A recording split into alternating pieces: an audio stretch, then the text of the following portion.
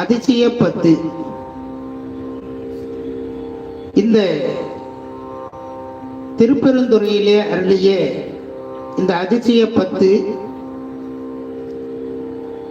இது முக்தி இலக்கணத்தை நமக்கு சொல்லக்கூடிய ஒரு அற்புதமான தலைப்பிலே அமைந்த பாடல்கள். இந்த முக்திக்கு நாமெல்லாம் செல்ல வேண்டும் அப்படின்னு சொன்னா அவ்வளோ லேசில் நமக்கு முக்தி இன்பம் கிடைக்காது. அப்ப அதை விட்டுறலாமா அப்படின்னா விடவும் முடியாது. ஏன்னா சைவ சித்தாந்தத்துல சொல்றாங்க 84,00,100,000 யோனி பேதம். அதுல 7 வகை பிறப்பு, தாவரம், ஊர்வன, பரப்பன, மனிதர், தேவர், விலங்கு, இப்படி எத்தனையோ பிறவிகள் எல்லாம் நாம அடைந்து அதன் பிறகு இறுதியாக நமக்கு மனித பிறவி கிடைக்கிறதா. அந்த மனித பிறவி எத்தனைன்னாக்க 9,000மோ 10,000மோ சொல்றாங்க பிறவிகள். இப்படி இந்த பிறவிகள்ல நம்மளை செலுத்தி இறைவன் இந்த பிறவியை நமக்கு நீக்க வேண்டும் என்பதற்காக இந்த முக்தியை நமக்கு தருவான் என்று சொல்லப்படுகிறது.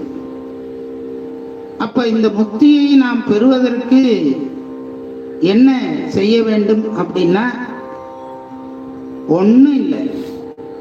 இந்த பிறவியை நாம நாடக்கூடாது. இந்த பிறவியை நாம நாடாம இறைவனை நாடி இறைவனுக்குள்ள அடங்கி இருந்தோம் அப்படின்னா நமக்கு முக்தி இன்பம் கிடைக்கும். இதெல்லாம்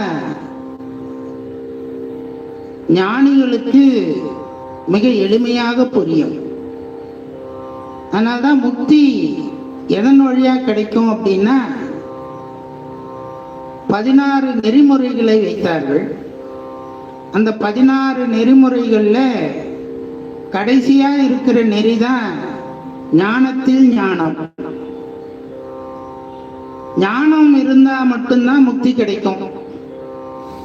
இப்ப என்ன, நம்ம ஞானம் இல்லாம ஏன் சார் இருக்கோம் அப்படின்னா நமக்கு இந்த ஞானமெல்லாம் முக்திக்கு அழைத்து செல்லாது. இந்த உலக ஞானம், உலக பற்றினால் வரக்கூடிய ஞானங்கள் எல்லாம் இறைவனிடத்திலே நமக்கு முக்தி இன்பத்தை அளிக்காது. அதற்கெல்லாம் சாமி ஒன்று வச்சிருக்கார். பிறவி என்கின்ற இந்த சுழலிலே நம்மளை விட்டு சுழற்றி கொண்டே இருப்பார். அதான் மாணிக்க வாசகர் சொன்னார், இந்த பிறவி எப்படிப்பட்டதுன்னா தயிரிடை மத்தில் சுழல்வது போல அப்படின்னு சொன்னார். அந்த சுழல்ல கொண்டு போய் விட்டுடுவாராம். இந்த உலக ஞானத்தை நாம விடாம இருந்தோம்னா அதுதான் கிடைக்கும். இந்த உலக ஞானத்தை எல்லாம் விட்டாதான் நமக்கு இந்த முக்தி ஞானம் கிடைக்கும். அப்போ உலக ஞானம் இல்லாம வாழ முடியாதே சார்.